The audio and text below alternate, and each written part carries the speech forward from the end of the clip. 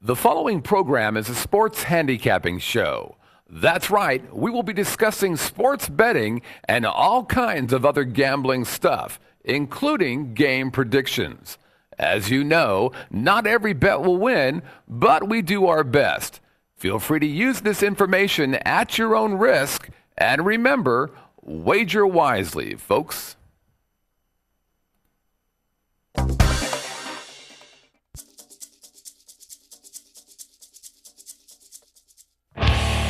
Broadcasting from the Vegas Video Network studios, live from the Las Vegas Strip, Covers.com presents Vegas SportsDay.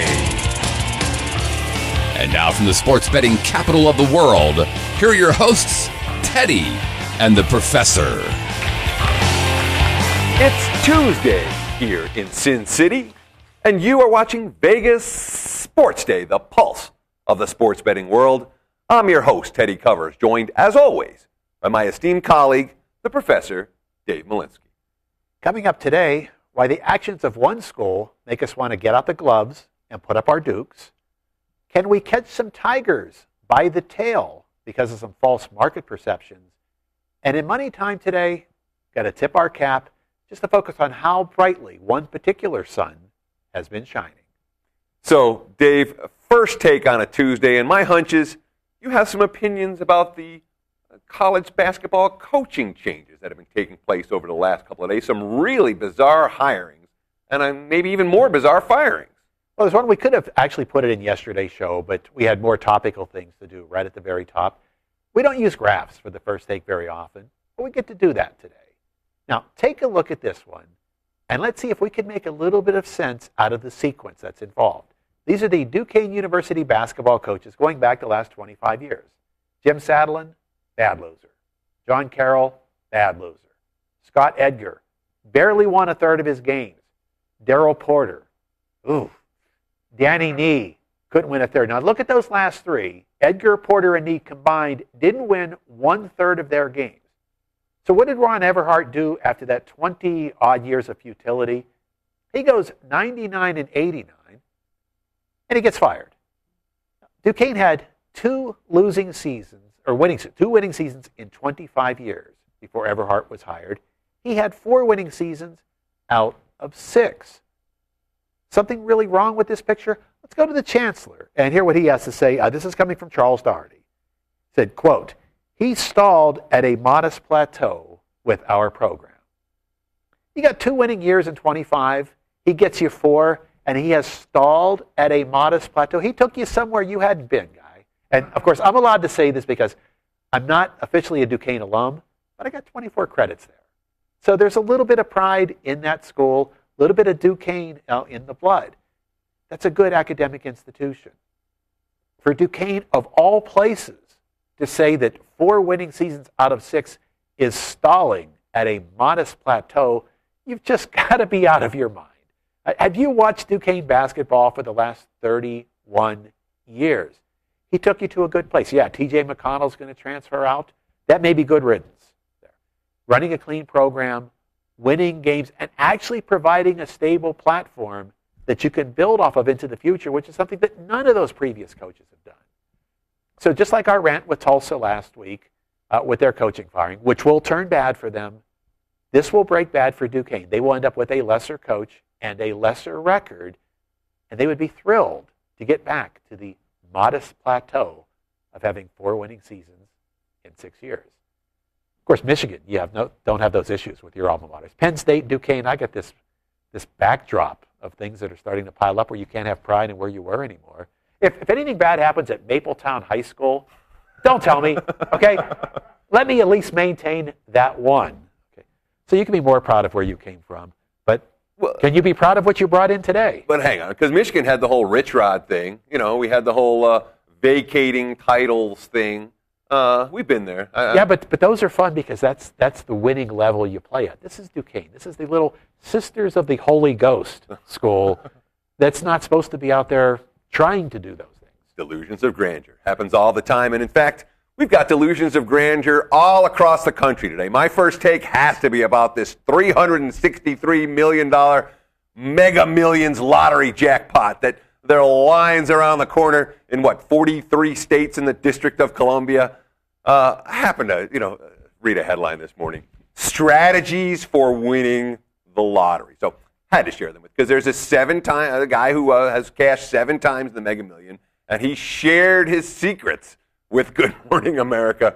These are the secrets. Well, pick your own numbers. Don't use the quick pick, because not really any mathematical explanation behind it. But that's the strategy. Pick your own numbers. That's the first one, right there. Yeah. I wrote it down. I have it written right here. Yeah.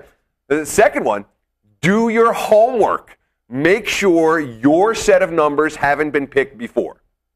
And that's supposed to work. Why? How?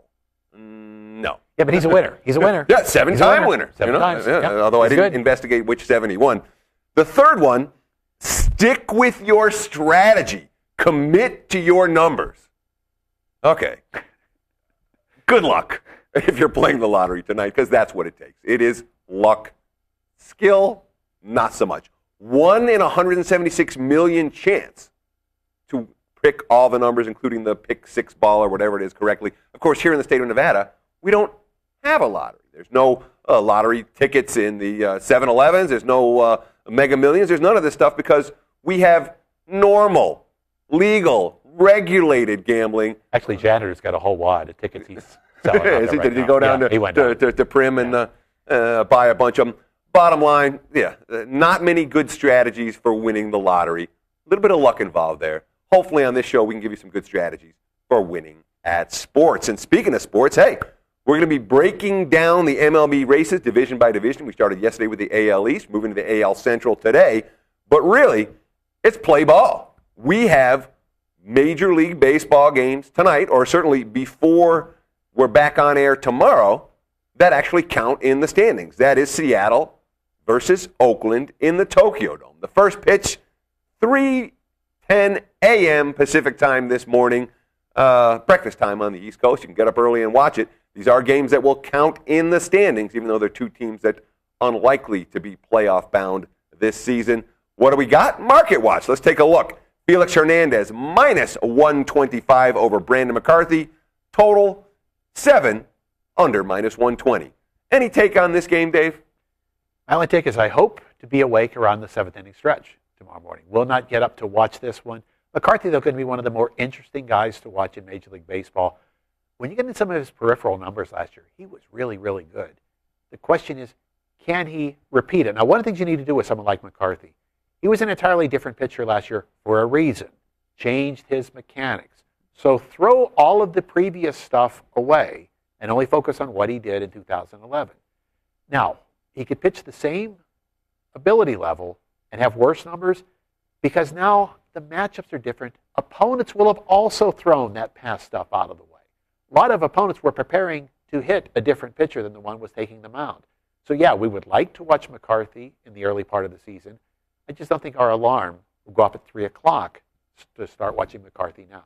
It's certainly going to be an interesting scenario with McCarthy this year. Here's a guy who drew comparisons to Roy Halladay last year, who's a pretty good guy to draw comparisons to.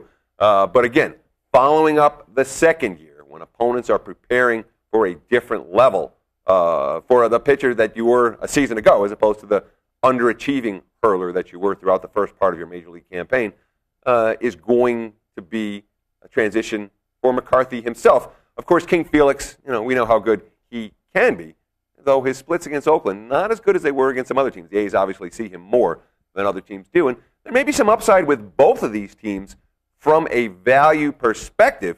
They play 500 baseball. You'll make money with the A's, you'll make money with the Mariners all season long. Of course, that's a big if, considering where they were for extended stretches a season ago.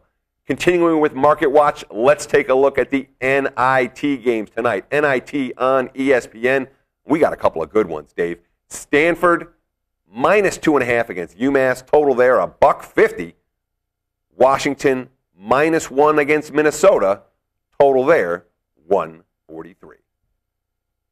Going to have some interest in the opener, the UMass-Stanford game, because we're not necessarily sure that the right favorite has been set for this game. You can make a case that every team Massachusetts has beaten in this tournament so far is better than any team Stanford has beaten. And oh, by the way, Mass beat all 3 of those better opponents on the road.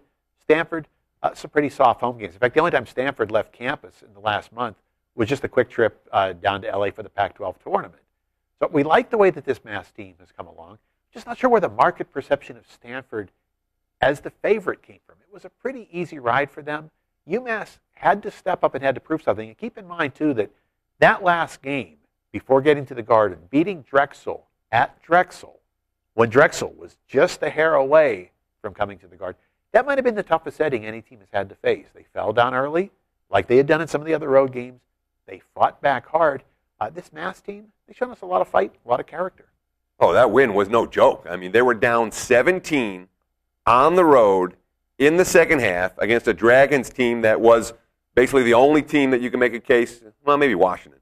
But really, Drexel was probably the best case you can make for getting snubbed by the NCAA tournament this year. So down 17 on the road.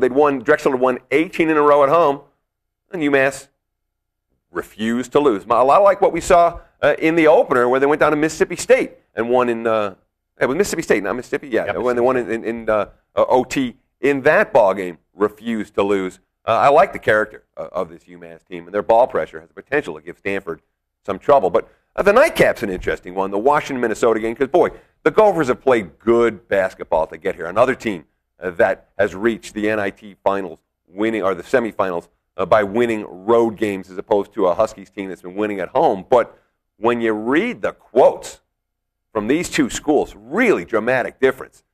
From Tubby Smith in Minnesota, hey, going to New York, it's a great reward for our kids. We played hard to get here. You read Washington. Washington played, I believe it was the preseason NIT. I know they played 2 games in Madison Square Garden, and they were both competitive contests. Washington covered the spread in both those games, a 2-point loss to Marquette, a 6-point loss to Duke. So while you cashed a ticket out here in Las Vegas, hey, you love the Huskies. Hey, you guys did your job. They're looking at it, hey, we didn't do our job the last time we went to New York City. And Washington, you read the quotes, they're not happy to be here. They're a team saying, hey, we feel like we got snubbed by the NCAA. The best way we can prove that is to win this tournament and cut down the nets at Madison Square Garden. So while Minnesota's been playing great basketball to get here, I'm not sure they're going to be the more focused of the two teams tonight. The conundrum in breaking them down, and we talked about this with Washington State yesterday without Brock Modem, who had been their leading scorer. Well, Washington State's come out and actually won 2 games. It almost won convincingly against Pitt. They had an awful final minute last night. Here comes Minnesota without Ralph Sampson. Starts in the Big Ten tournament. So what do? Well, they beat Northwestern, lose to Michigan in overtime. Very well played game. The 3 games in this tournament, they beat the spread by 44.5 points, almost 15 points per game. Was Sampson really that much of an anchor on their team? That's a hard question for us, and that's why we've got a difficulty with the game, is because we're sort of repurposing and repackaging a team in a way that they're above our expectation level. Could they come crashing down tonight? Yes, they could, but it's just been fascinating to see how much better they've been without Sampson. We've been getting great emails in all week, a lot of questions about hedging strategies for futures in the Final Four. We're going to answer those questions with tomorrow, Dave. We'll lead off tomorrow. So tomorrow. So be sure you tune in again tomorrow. If you have other questions or you have your own hedging question you want to ask, please send it in. The email address, sportsday@covers.com. Of course, you can follow us on Twitter @VegasSportsDay, and you can make your voice heard in the forums, covers.com/posting forum, with active threads and discussions going right now. Coming up next, we're going to head to the American League Central, where we don't think the Tigers are as good as everyone says they are. The problem is, who can we find from the other cast to beat them? You're watching Vegas Sports Day. Are you looking for the latest odds, the fastest scores, the most important trends, and the best matchups and stats? Are you looking for the key late-breaking information that can make you a winner? Well, Covers.com has the answer. The world's largest sports betting community gives you a front row seat in the heart of the action, from the opening lines to the final scores. If you want to stay ahead of the game, Covers covers the numbers. This is David Ivey from Pub Crawl. It's funny because David you should just leave it on. Hi, I'm David Ivey from Pub Crawl, and you're watching the Vegas Video Network.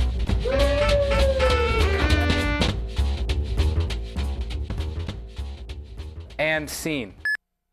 It's AL Central breakdown time. 5 teams to discuss. And like yesterday, the chart you're about to see is going to show last year's win total and this year's odds to win the division. Let's start at the top. Detroit won 95 games a season ago, picked up Prince Fielder in the offseason. Look at that chalk, minus 550 to win the AL Central. The rest of the division, they were sub 500 last year. And there are some issues once again in 2012. Cleveland won 80 games a season ago. The Tribe plus 1,200 to win the division this year. Chicago White Sox won 79 games last year. They're 17-1 to come out of the AL Central. KC won 71 games a season ago. The Royals 13-1 to win the division. And Minnesota, 63-win team a year ago. I guess they're the second choice because they're 10-1 to win the AL Central this year. So, Dave, let's start with Detroit. What's your first take on the Tigers? Yeah, let's start at the top before we get into this muddled mix of the rest. Yeah, Detroit's a very prohibitive favorite. Part of that, too, is, again, the rest of the division isn't that strong. When you look at this Tiger full season over-under, is the market placing them in the wrong place? Yeah, a lot of great things happened in 2011 that aren't likely to repeat. Justin Verlander, best season he's likely to ever have in his career. Is Johnny Peralta going to match last year? Unlikely. Avila is going to match last year? Unlikely. Miguel Cabrera, fabulous player. Can he match last year? Unlikely. Oh, you bring in Prince Fielder. Well, Victor Martinez hit 330 and drove in over 100 runs. So Fielder is a little bit better than Victor Martinez. That's all. This isn't like you brought Fielder in to replace some average player. You lose the Martinez numbers, you replace them with Fielder. So we've got a team that's got a lot of issues, and maybe the biggest. You think Valverde's going to go 49 for 49 on saves again this year? No, not going to happen. Last year was a max out for a lot of the key parts of the Tigers. So now what happens? Pendulum's pulling back a little bit. Verlander's very good. He won't be as good. Cabrera's very good. May not be as good. It's going to happen up and down the lineup. But now here's your big problem. Defense. Doesn't matter when Verlander and Scherzer are starting. But when you look at Pfister, when you look at Porcello, guys who pitch the contact, this Detroit defense, still a muddled mess. Heading up to opening day, they still don't have a rotation settled. They want to try to get Cabrera some games at third base. Not a real good idea. Actually, moving Brandon Inge over to second, where it's possible that it'll be no good with the glove or with the bat, that's a little bit shaky. Yeah, Detroit's going to win this division, but if you could find a good over-under for season wins, maybe a nice little spot to fade. The Tigers could have a dynamic year and win 88 or 89. Exactly. I agree 100% with that assessment, David. Of course, Pfister, of all the guys who I don't expect to repeat what they did last year, Pfister's 1.79 ERA after being traded to Detroit. I'll take the over 1.79 for the limit on Doug Pfister. Now, the Tigers were the third most profitable team in Major League Baseball to support last year, behind Arizona and Milwaukee. What's the commonality between those three teams? Well, they're all smaller market squads. They were all, quote-unquote, surprise teams. Even though they're all expected to be competitive, I don't think anyone, at least Arizona wasn't necessarily, but Milwaukee and Detroit were expected to be good, but not very good. They both ended up being very good teams, and they all played well down the stretch in September, able to pad that win total. The other thing the Tigers did last year was they went over the total on a regular basis, 84 and 66 to the over. And, of course, when you add into the mix Prince Fielder, you would expect these totals to be going up a little bit. But then you look at who was really profitable to support for Detroit last year. Obviously, Pfister was pretty good. Verlander, well, when you win the MVP as a pitcher, it tells you had a pretty special season, not just the Cy Young Award. And then, of course, the hidden gem, Rick Porcello, who's a guy who's not going to blow you away. He pitches to contact. Tigers went 21-10 in his 31 starts. He was almost as profitable to support as Justin Verlander, who Detroit went 25-9 in his starts. So the one thing, again, we talked about this yesterday. I'm probably going to talk about this every day on the show when we look at these MLB previews. More than any other sport, more than football, more than basketball. With baseball, teams, when we're looking at win totals, teams are going to change dramatically from how they look in April to what they're doing in June to what they do at the trading deadline to how they're playing in September. And there's pretty good potential here from some youngsters in the minors in the pitching. Some pitching prospects. Andy Oliver, Drew Smiley, Jacob Turner, all well-regarded prospects, one of whom may make the opening day roster and end up being the fifth starter. But they'll have some guys to call up when the situation arises, should injury strike and the like. Not in love with Austin Jackson as the leadoff man. We're talking about a guy that struck out 170 and 181 times in his first two seasons in this role. But Jim Leyland saying, hey, I don't have any other viable alternatives at the top of the order. So lack of speed, lack of defense, these may well be issues that hamper Detroit's ability to really get over that hump and end up being a 95-win team again in 2012. So Detroit they'll win the division because the other teams are so bad. And, of course, that's a big part of where that 95 came from last year. If you're the only winning team in your division and you've got a team that almost lost 100 games, there's a lot being handed to you. Can we find anything out of the rest? One of our focuses in this division is going to be on defense. Cleveland's got a nice scrappy chemistry. I almost consider them like a B-minus version of a Tampa Bay, a team that's got guys who will play hard. If the young infielders play defense the way they believe they can, it's an interesting mix. You've got a lot of ground ball pitchers in that Cleveland starting rotation. If the defense is there, they can be fine. The depth of the Cleveland bullpen, a very underrated factor.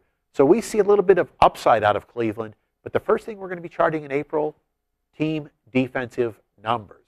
The jury's out on Kipnis and a couple of these young guys as to just how good they're going to be with the gloves. Can Cabrera have a better season with the glove than last year? We're going to be watching that Cleveland defense very closely. If we see positive signs, sneaky value to the Indians. They were number 2 in the division last year. They could be number 2 again, even though the markets don't want to grant them that yet. Yeah. And the Indians' minus 56 run differential last year was the worst of any team in baseball that won at least 80 games. And the incredible thing, when you look at Cleveland's season a year ago, they couldn't hit a lick. I mean, that was a bad offensive baseball team a season ago, and yet still 84-70 to the over a season ago. If Dave's right about this defense for Cleveland, and Cleveland having a real good defense, and I'm with them 100%. When you look at that bullpen, we saw Chris Perez save, 36 games last year. Missed a good portion of spring training. Not the most reliable closer out there, but all the other guys, all the key guys, Joe Smith, Rafael Perez, Vinny Pistano, Tony Stipp, all guys who were on Cleveland last year, all guys who finished the season with a 3.22 ERA or less, all those guys back for the Tribe in 2012. And the starting staff is okay, even without Fausto Carmona, who's now known as Roberto Hernandez, and in fact, who's 31 years old instead of being 28. He's not going to start the season with the team. Don't know what his status is going to be. And, of course, no Grady Sizemore to start the year once again for Cleveland. His career really been derailed by injuries. But, you look at Justin Masterson, who's able to eat up innings. You look at Ubaldo Jimenez, who was a major disappointment in Cleveland, but certainly has potential. Derek Lowe comes over from Atlanta. I'm not sure how much he has left, but a ground ball pitcher, a guy who can keep the ball in the park. And if they're a good defensive team that plays in a low strength. Josh Tomlin, fewest walks per 9 innings in the majors last year. Yeah, there's some upside with this rotation. Question, can they hit the baseball? And that, to me, is the key factor to see if Cleveland can approach or even exceed the 500 level. Rest of the division, you've got a hodgepodge of muddled messes. So let's talk about defense again. Minnesota, the team the markets are trying to say number 2 on the futures, dead last in the major leagues on our best defensive charts last year. And you can make a case that the defensive lineup they're setting out for game number 1 this year is worse than last year's. Here's why it's a headache. That starting rotation is entirely built on pitching to contact. Some of these guys are going to have among the lowest strikeout ratios. Look at guys like Jason Markey, you look at Carl Pavano, some of the lowest strikeout counts of any starters in the majors. So here's a bunch of starters who aren't that great to begin with. Their specialty is pitching to contact. And now you've got a defense that just isn't geared to making a whole lot of plays. That's before we get into the Mauer-Morneau wild card aspect. And those are still wild cards. Mauer looks a little healthier this spring with no punch. Hitting for average, no pop. He's only hit 1 home run in his home ballpark in his career. That's not awfully good. Justin Morneau, they just don't know. He hit 2 home runs in the spring. They both came in the same game. So we think this Minnesota defense, with that pitching staff, could be an awfully awkward mix. The fact that the markets like them to bounce back means there could be value to say, you know what, why should they bounce back? Pavana with a bad defense, Nick Blackburn in the rotation with a bad defense. If you've got Jason Markey in your rotation, that's kind of awkward. You need to be a contender to have a cast-off like Markey. If you almost lost 100 games and you're adding Markey, maybe you've got a self-delusion in play.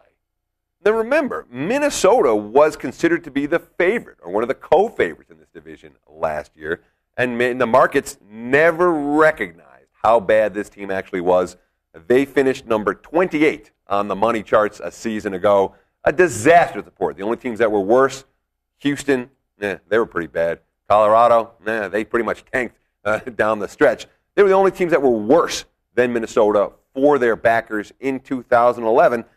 Now, you look at spring training, you say, all right, well, Francisco Liriano's had a great spring. Now they got an ace at the top of the order, or the top of the rotation, once again. And you look at Morneau. Well, he hit 141. Oops. Maybe he'll be ready. He hasn't been able to take the field yet. This is a very similar lineup to the one that was expected to contend for the division title a year ago.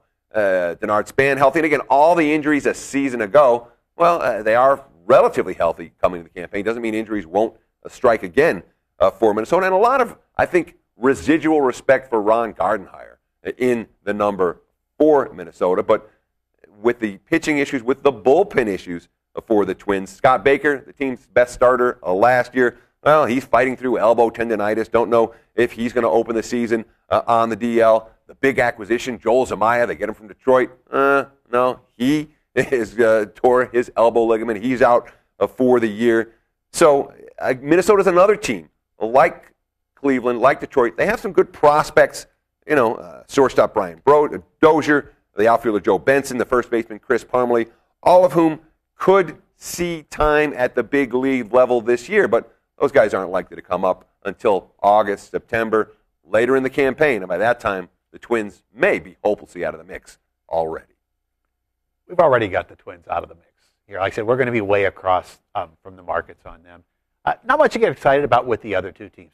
The White Sox, similar to Minnesota, believing they're better than they are. They're tying so much of their season into getting retreads like Rios and Dunn to come back to form, getting something out of A.J. Pierzynski, who's way past peak. Don't be surprised if Paul Konerko maybe starts to go into a little bit of a fade this year.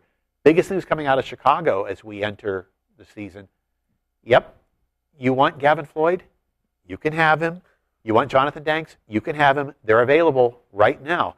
So the fact that we see those teams, two pitchers being talked about in trade rumors, sort of the White Sox saying, ooh, we're coming to opening day and this is what we've got. We should have been building for the future already. Let's start building for the future now. Yeah, I mean, Chicago's a team that kind of went all in last year. They brought in all the veterans, and clearly with the 79 win total, it did not work out the way that Ozzie Guillen might have liked. Now, the beginning of the Robin Ventura era, and I got an interesting quote here from the aforementioned Paul Konerko you were just talking about, and I haven't done a lot of quotes in this, but this one I thought was relevant. Here's what he says. What I've learned with myself and some of the guys in here, and just kind of getting older, is that you play this game when you are more comfortable, when you are looser. The other thing I've learned is that you certainly don't play it better when you put insane amounts of pressure on yourself, personally or as a team. I've never seen that work yet. I've done it a good part of my life, and I haven't seen it work. Well, no pressure this year for Chicago. Some positive signs. Rios has had a good spring. Adam Dunn has had a good spring.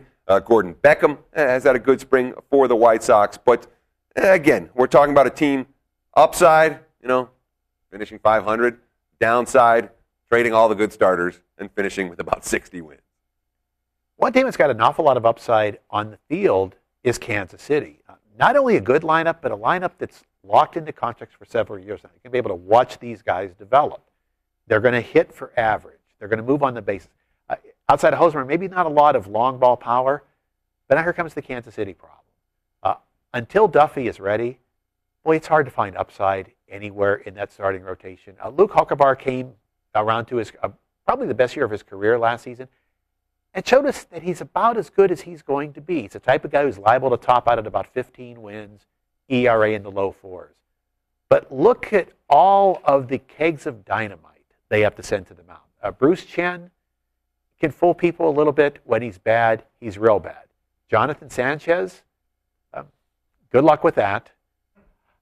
Just so many, Paulino almost being the same thing. When he's on his game, Paulino's got dynamite stuff, and when he's not, you get a lot of out in the third, out in the fourth type of outing. So it's a starting rotation that's going to struggle to keep the team in games. So what we're seeing with Kansas City, and maybe we don't start early in the year when the weather's not real good, but the odds makers might be a little bit soft on Kansas City totals. This offense may be better than the markets perceive, and all of these starting pitchers have a chance to actually be worse than they were last year.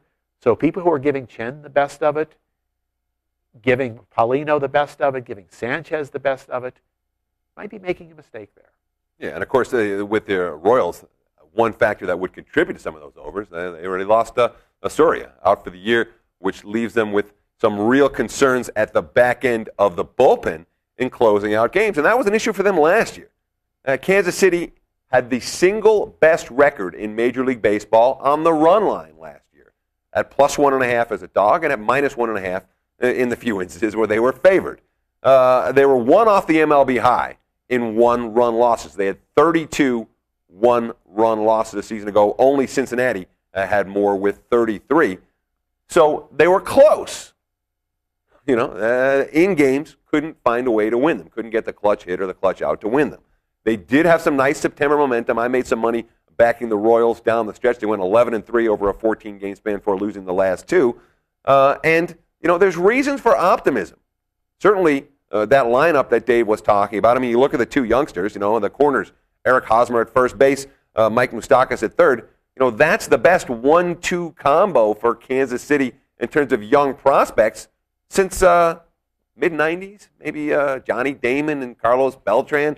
It's been a while since we've had any sense of optimism in KC, but the pitching here is going to be a major concern, and maybe even a bigger concern considering they've already lost their starting catcher, Salvador Perez, hurt his knee, and he's not likely to be back until July, which could make a suspect pitching staff that much worse. Teddy's not thrilled with the great Humberto Quintero behind the plate, and you shouldn't be. Okay, it's enough baseball for today. Time to head to the NBA hardwoods. It's money time. Straight ahead. Traditional media believes that after about 3 minutes, you'll tune out. Most Vegas media companies think if it doesn't jiggle, you won't tune in. At the Vegas Video Network, we think both are wrong. The Vegas Video Network is the first and only live online broadcast network that specializes in insider news and expert views about Vegas. We combine great storytelling with the ability to watch when and where you want on your computer, mobile device, or television. Discover the real Las Vegas. Visit VegasVideoNetwork.com.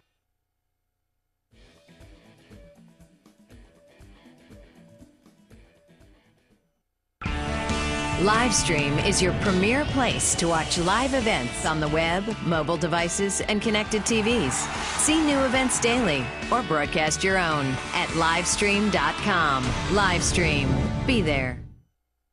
Okay, guys, it's money time!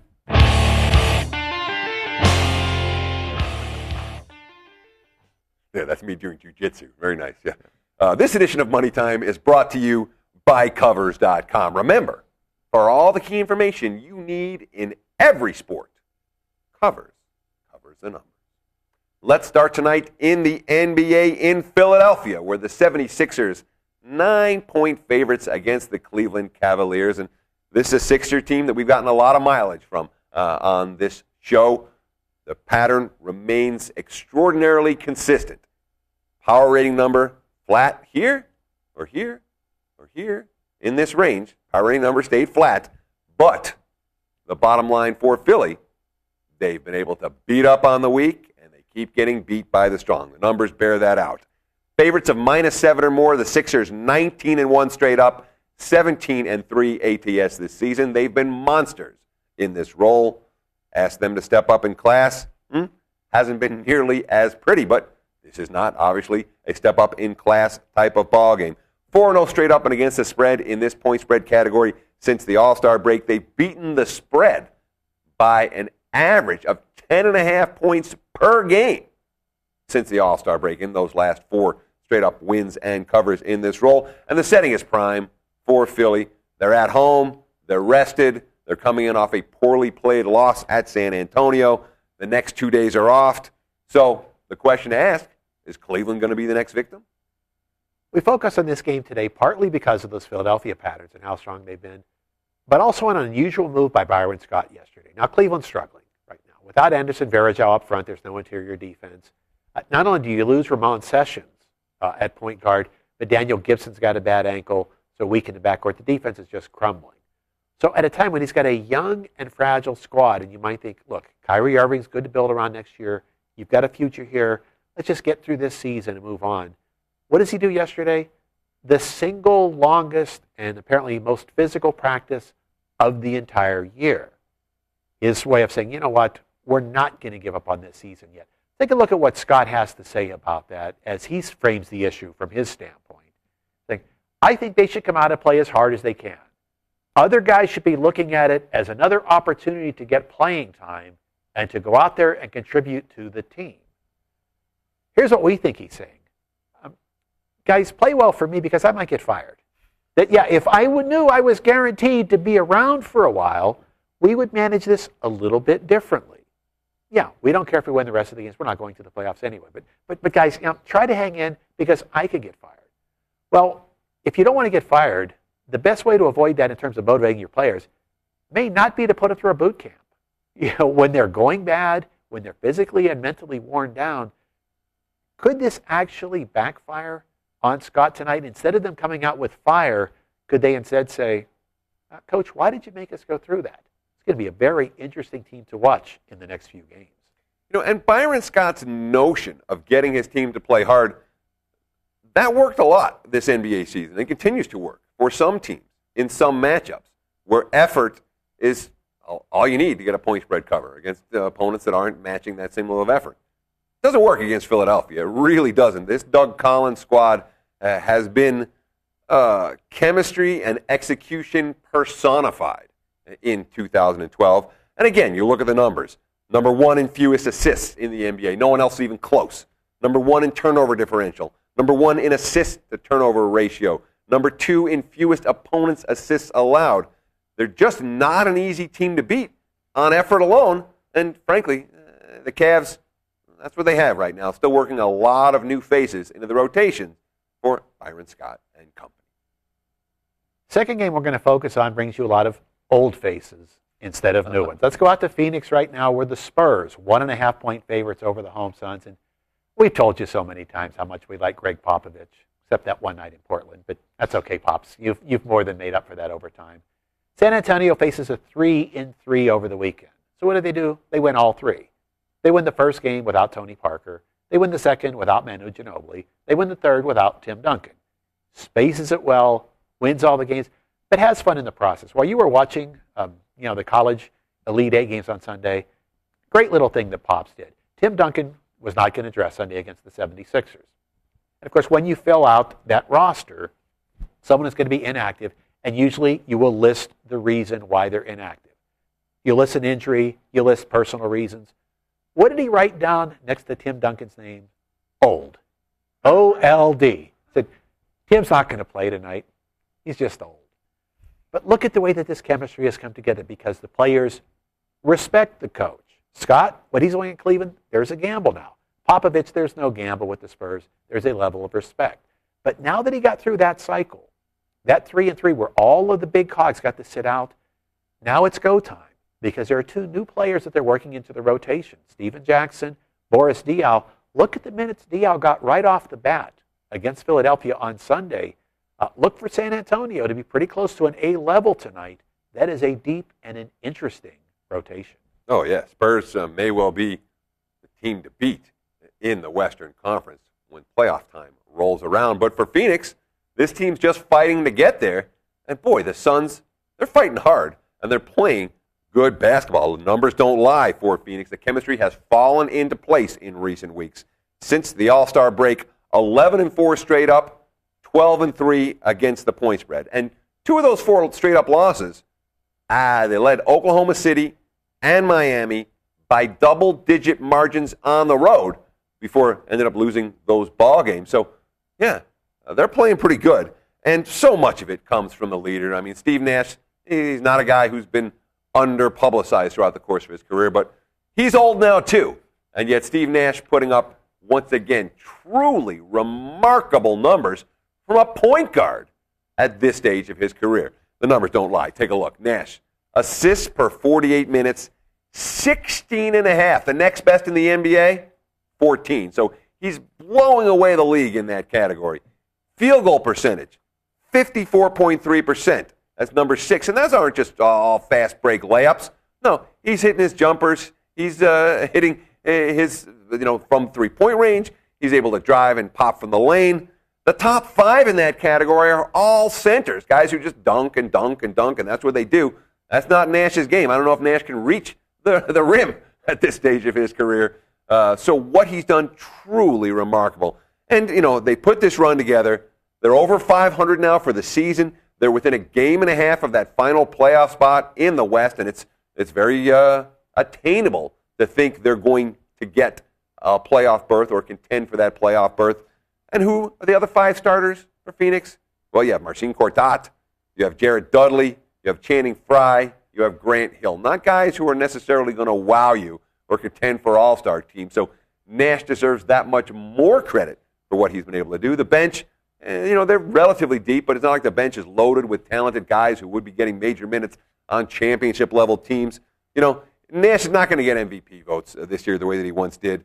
But how many other players in the league could turn this group into a winning team? Not many, Dave. Not many at all. Hey, a good question. Like you put Chris Paul with the group, they're not winning. Nope. Derrick Rose with those other 4, are they winning? Maybe. Depends how bad his back is. Yeah, because he can create enough for the others. That's actually the question of the day here on Vegas Sports Day. How many other NBA players can you remove Nash? Who else can you put in and still get a winning record, out of that bunch? Play of the daytime. What do we got for him, Dave? Get our own winning record out there. We talked about Stanford, Massachusetts at the very top. We think the wrong favorite out there in this game. A couple of dynamics on the court that we like. UMass, outstanding defensive pressure. Stanford for the full season, still a minus turnover to assist team. That's bad this deep in the schedule. A minus 50 despite the fact that you're in the Pac-12 where almost no one presses. So look for Stanford to be pretty vulnerable against that Mass defense. And boy, if you haven't watched Chaz Williams yet in this tournament, make sure you're watching tonight. Just in this tournament alone, 22.7 points a game, 6.3 rebounds a game, coming from a point guard, more than twice as many assists as turnovers. Stanford doesn't have the point guard to match up with Williams. The UMass defensive pressure has them playing on into Thursday in the NIT Finals. Take the Minutemen plus the points, the Vegas Sports Day play of the day. That's going to wrap it up for our Tuesday edition. Thank you so much for taking time out of your busy day to spend with us. For Malinsky, I'm Savransky. Enjoy the games and good luck.